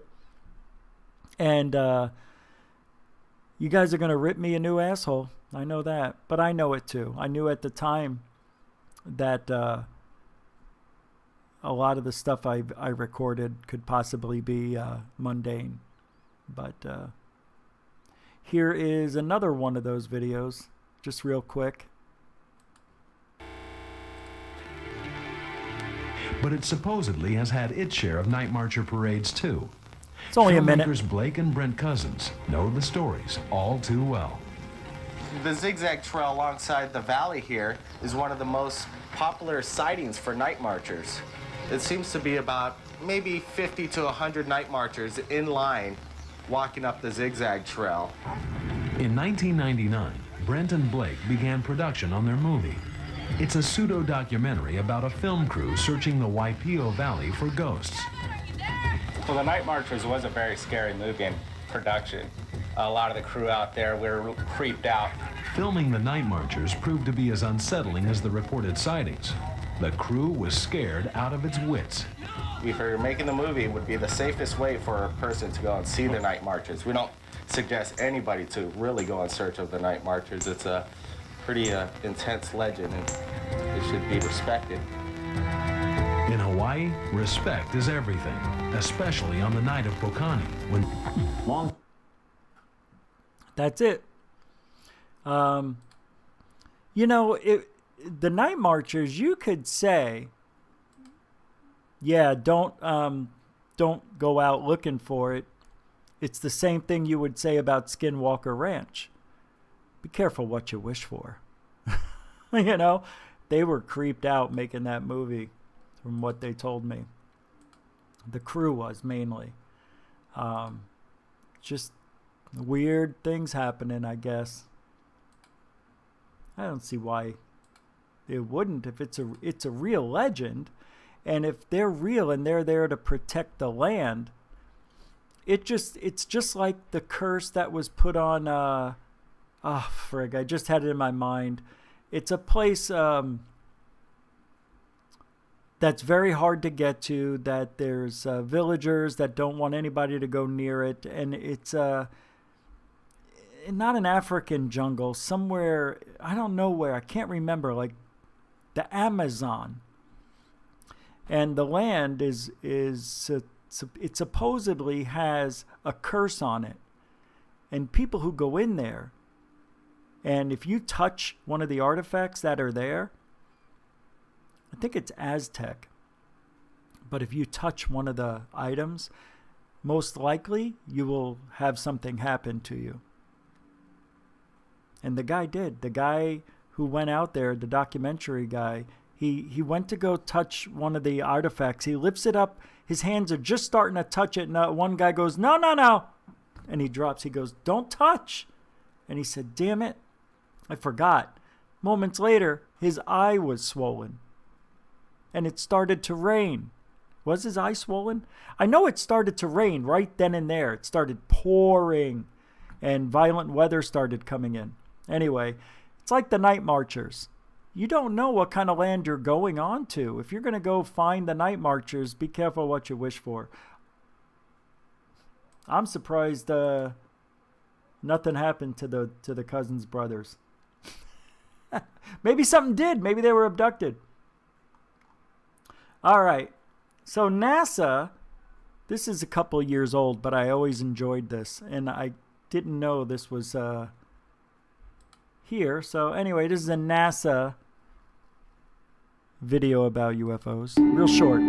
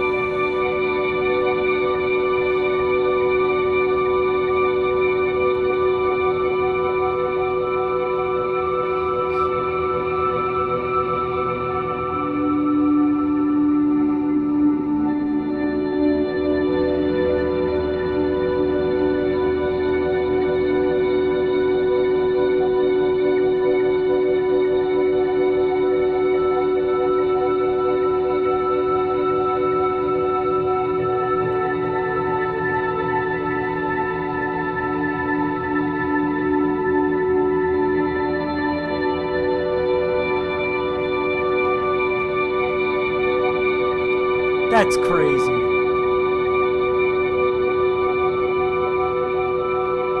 Look at this shit. Come Come on, man. Have you ever seen this video? It's crazy. I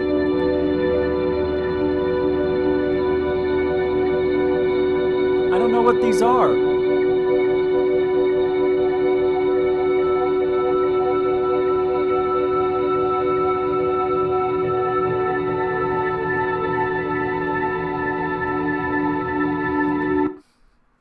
I want to see one come right to left.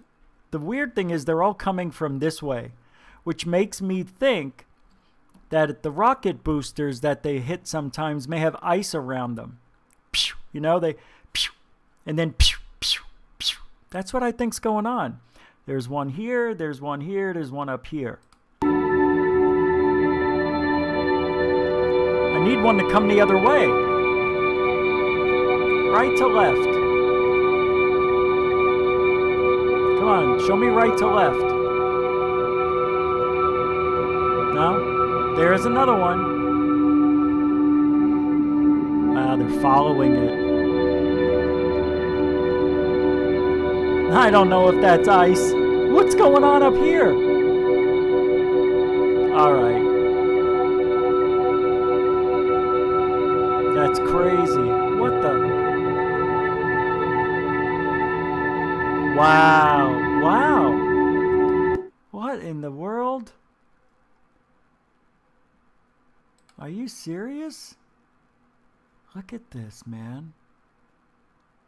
This looks almost earthly, though, right? This looks earthly, made to look more moony. I think that's what's going on. This looks like something on Earth. I think we're being duped.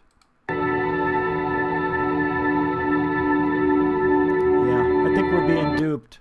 Look at this is water erosion. This is on Earth. Maybe. Yeah, oh God, okay, now I can't watch this anymore. I knew that was coming. Hello. Oh, that looks silly to me, but still, you know, other than the last couple of things, shit could be real. Shit could be real. All right, get out of there. I don't want that anymore. Hold on. Wait. I can't see. All right, I don't want that. All right, let's see. Oh, that's leaked footage from 2015. What is this? Oh, okay. Hold on. No.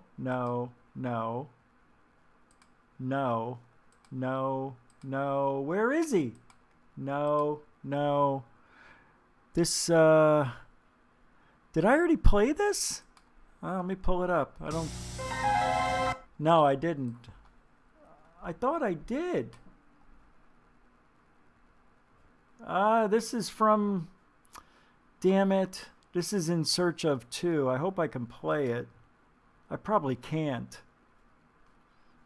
This is from In Search of. I already played it earlier. It's a good one, though. Screw it. October 21st, 1978. 20-year-old Frederick Valentich took off to fly 120 miles from Melbourne, Australia, across the Bass Strait to King Island. Valentich was scheduled to pick up some fish for a small market that employed him. Fishmonger. Despite his youth, he was experienced enough to be a flight instructor, and Frederick Valentich had flown this route many times before. It looks like it's in 360. I don't even get to find... Delta Sierra Juliet. 360. Pilot to ground. Is there any known aircraft in my vicinity below 5,000 feet? Delta Sierra Juliet. Negative. No known traffic. Delta Sierra Juliet. There seems to be a large aircraft below 5,000 feet. Delta Sierra Juliet. What type of aircraft? I cannot confirm, but it's 4 bright lights that appear to be landing lights. Unknown aircraft has just passed over me, about 1,000 feet. Is large aircraft confirmed? Delta Sierra Juliet, affirmative at the speed it's traveling. Are there any RAAF aircraft in the vicinity? Negative. Confirm you can't identify aircraft. Affirmative. Delta Sierra Juliet, Melbourne. It's approaching from due east of me. It seems to be playing some sort of game, flying at a speed I can't estimate. Stephen Roby, air traffic controller on duty then, explains the reported UFO's movement. Times and coming from various directions. And then he started orbiting, and the aircraft was orbiting above him. And on several occasions, he's... So supposedly, this is one of the best documented UFO sightings from a pilot. That's amazing. Isn't this is the Valentich case, right? Isn't that what it is? The Valentich, am I saying that right? This guy doesn't have any. Hey, B. Baker put a... Yeah, let me put a comment too. Thanks for this. Good for us to comment nicely. Should we subscribe? Yeah, what the hell. We'll subscribe. We'll support him. All right. Sort of stated that it, towards the end, it wasn't an aircraft. Thanks, D.B. Cooper. And he described it as having a sort of a green light on it, and also it appeared to be a sort of a silver metallic colour. Delta Sierra Juliet. What is your altitude? Delta Sierra Juliet, 4,500 feet. Delta Sierra Juliet. Confirm you can't identify aircraft. Affirmative. It's not an aircraft, it's... Guido Valentich is Frederick's father. Night. He's supposed to join us with friends where we went for some movie, family movie projection. And that night, he never turned up. He didn't ring up. Normally, he's always when he go for a trip. Is this the guy who chased the UFO? When he returned at the airport, he normally would have called us, you know, I'll be home after an hour or so. But that night, it was quite strange, you know. We didn't know anything about it. We got home about 11 o'clock and he wasn't home. My wife then started to worry about it. And so, you know, I said, oh, this is too late to start inquiry. Can you describe it? Delta Sierra Juliet. It's flying past. It is a long shape. Cannot identify more than that. Coming for me right now. He described it as being of a long shape, and as I said before, a silver... So a cigar-shaped craft, he sees it, and it's heading right for him.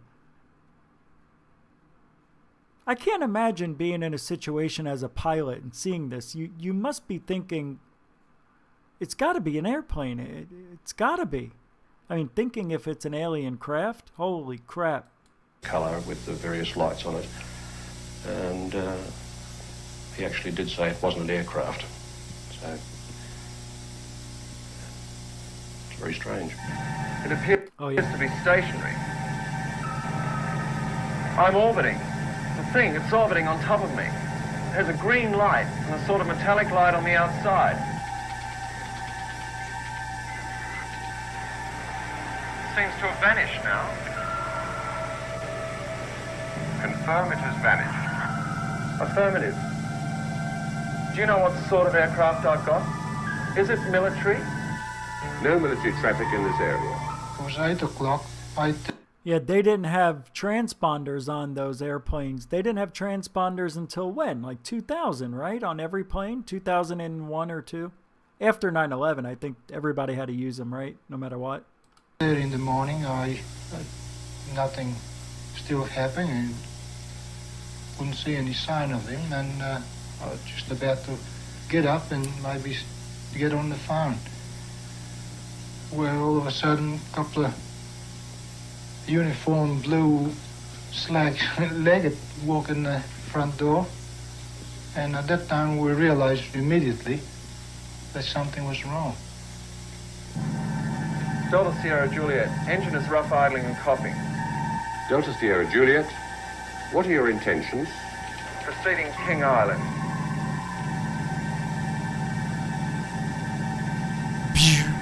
Here it comes, right? Isn't this when it gets hit with a light? Delta Sierra Juliet. It's back. Unknown aircraft now hovering on top of me. It's going to take him. We lost contact with him in a very strange way. The communications he was putting out seemed to break. People describe it as a sort of a metallic sound, the last transmission that was sent from Delta Sierra Juliet. Oh yeah, I just saw a documentary on this last year. It may have been the A&E channel, and they actually had the you hear the audio. They have the recording of it. Sierra Juliet. Acknowledge. Do you read me? Oh yeah.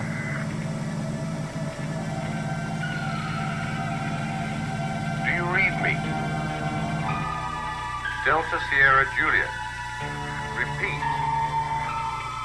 Do you read me?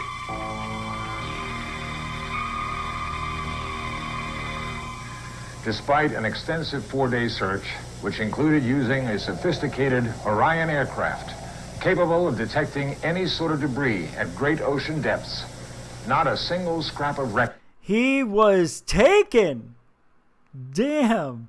He was taken. They looked for him. They couldn't find him. I don't think they have the audio in this. He could be still alive. The most bizarre attempts to prove Valentich still lives is conducted by New Zealand psychic Colin Amory. Oh yeah, that's right. Okay, they use psychics here. Oh, this is unbelievable. He claims that through the power of a seance, he can contact Valentich and speak in his voice. No. Hello, can you hear me? I'm coming in. Can anybody hear me? I'm picking up something. Hello, is this the psychic? Hello, this is Valentich. Hello. Can you hear me? Yes, I can hear you. Does anybody else hear me? You're breaking up. Damn it, not again. Come on, man. I know that my family are very sad, but it is not necessary. Death is something that is quite lovely, painless, and oh my God, why is it when you talk to the dead that they always talk slower? I am thinking of something interesting to say. Yep, death is painless. Of course it's painless. Fucking Sasquatch looking motherfucker. And is not difficult. Come on, Greer. Is this Greer's father? Valentich's plane and the supposed UFO were beyond the reach of radar, thus making it impossible to confirm his report. And the taped conversation between Valentich and the air traffic controller has never been released. The Australian Civil Aviation... It has now. It has been released. I'm going to look it up real quick. Valentich audio.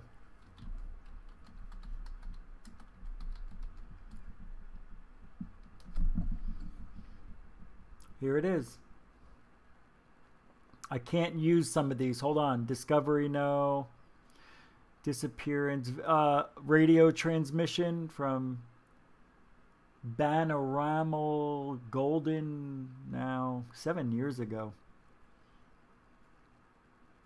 Science Channel. The most legitimate. The man who says no. Audio. No, that's not. Wait, is it? Yeah, here. No, that's not it. Here's another one. You see, I don't know if I can play these.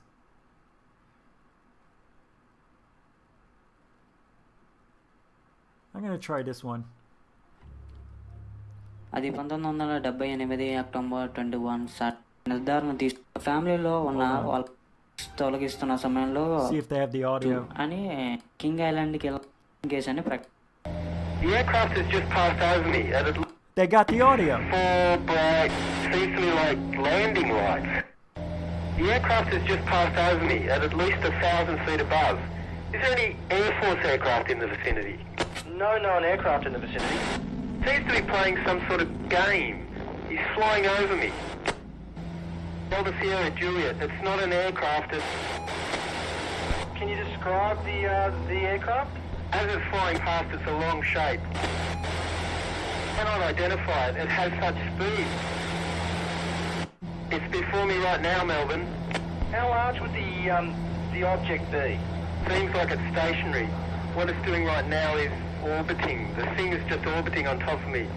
It's also got a green light and a sort of metallic, like, it's shiny on the outside. It's just vanished. That strange aircraft hovering on top of me again. It's hovering and it's not an aircraft. Damn it. Oh my God, somebody does a Ghost Box interview. Hello there, YouTubers. My name's Charlie Chittenden. It is Tuesday, the 31st of December 2019, and I'm now going to conduct a Ghost Box session. I got the same Ghost Box. Attempting to communicate with the spirit of the missing Australian pilot, Frederick Valentich. I'm also offering private Ghost Box sessions. If you would like me to attempt to communicate with one of your deceased loved ones or friends, these are available by clicking on the link in the description below or by searching for my name on eBay. So with that being said, I shall turn on the PSB-7 here, which is one of the most popular and most effective Ghost Boxes on the market. I shall go into reverse sweep and we'll see what we can get. Are there any spirit beings present, please, who can bring forward the spirit of the late Australian pilot, Frederick Valentich, please? Frederick Valentich, if you speak into this device, I can hear you. Frederick Valentich disappeared on the 21st of October 1978, aged 20, flying over the south coast of Australia. Frederick Valentich, before disappearing, you informed traffic control that another craft in the air was not a conventional aircraft. Were you abducted by this craft?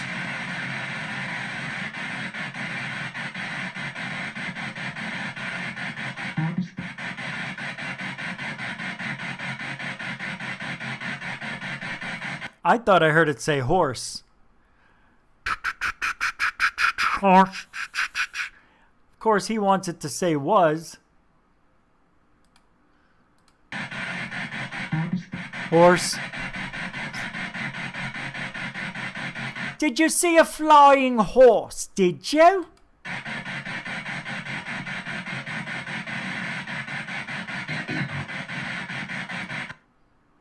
I thought I heard him say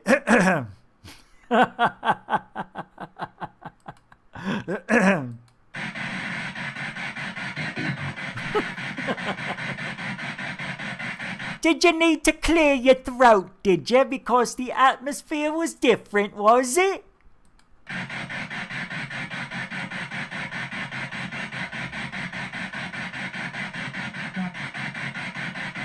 I thought I heard it say Doc. Doc Skinner? Did you want to see Doc Skinner from 1028 Productions, do you? Because I thought I heard him say Doc.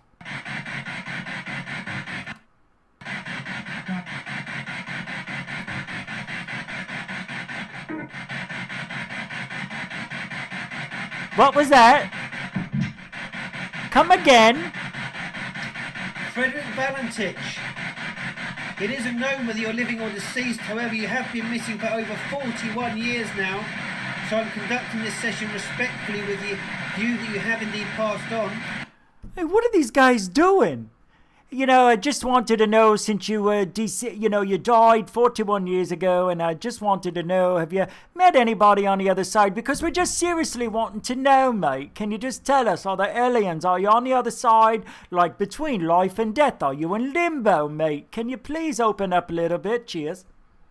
I mean, just answer. Just ask, are you here? Don't have to give dialogue, dude. He's not going to be there going, uh-huh, mm-hmm, uh-huh. Here's why. Oh, you're still going. Okay. Uh-huh, uh-huh, huh. Wait a second. He's still going. Can you believe these stupid people? They're still alive. It's amazing this guy's still alive. Look, he's still asking me the same question. Uh-huh, uh-huh. Horse. Did you say Morse code? No. Did you say go? Stupid. Cupid? Did he call him? Come on, man. This is like Hauser Wowser. The guys, ask him one question and get out.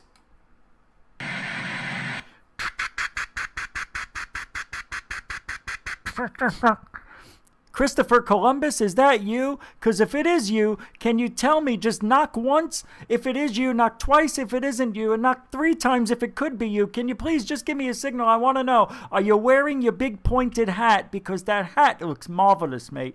Everything I've seen you in looks ripping, roaring, and beautiful. You know what I'm saying?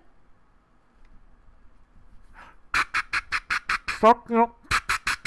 You're welcome, mate. Can you tell us the exact location of your physical remains, please, Frederick?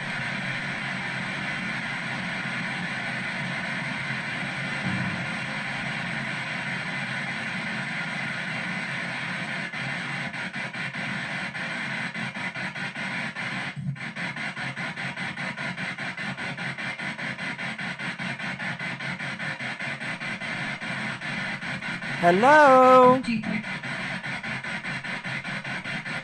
I was talking. I didn't hear what it meant, what it said. Do you think deep what? Are deeply? How do you get that out of that? If you close your eyes and just think, it's not even, just listen.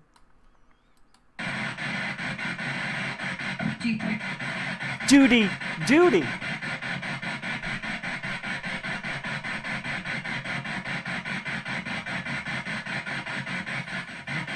Hello?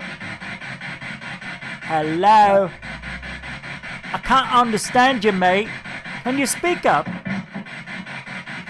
Am I beautiful? Frederick Valentich, can you describe the mysterious craft that you saw in the sky with you that day? Can you please describe the craft that you saw that day or at night? I don't know, whatever time it was. I don't know. I think it was like 11 at night. Or was it 11 during the day? Anyway, could you please let me know, what did I ask him? I mean, come on, dude. Bullshit.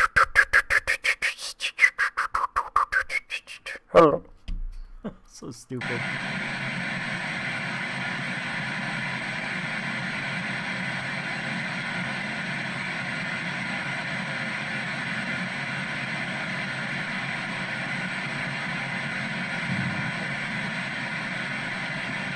Did you just break wind? I heard somebody break wind right there.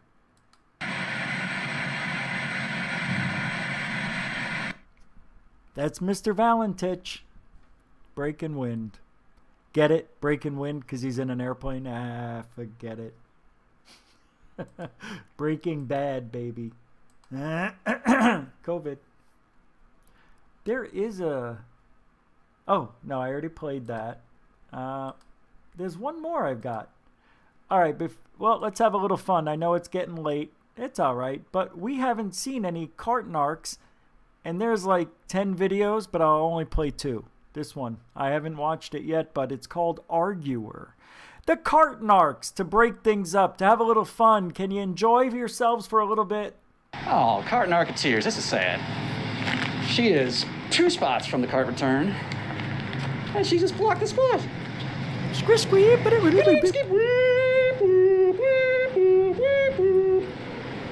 Cart Narc's here. That's not where the cart goes. That's blocking the spot. Cart's to 2 spots, 3, 4 even, maybe 3. Ma'am, you're right. Oh, it's right there. Look, she did it. That's not where the car goes, ma'am.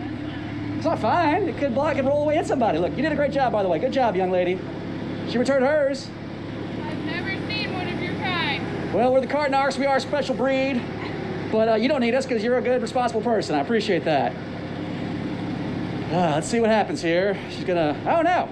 She's gonna drive away. She's touching stuff. Now they're gonna step away just in case. She's at all concerned, which she shouldn't be. You know, she's calling somebody on her phone.